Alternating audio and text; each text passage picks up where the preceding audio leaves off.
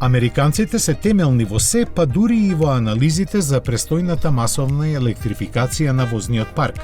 Проценките се дека за секое новопродадено електрично возило треба да се инвестираат меѓу $1.700 и $5.800 во надградба на електричната мрежа. Од друга страна пак стигнуваат предвидувања дека до крајот на деценијава на патиштата низ Америка ќе се обраќаат околу 40 милиони електрични возила.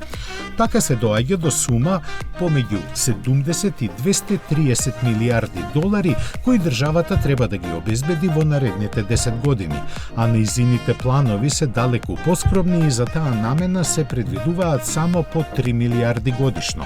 Ако на ова се додадат и инвестициите на приватните компании, се стигнува до 10 милиарди, што можеби ќе биде доволно, но најверојатно не.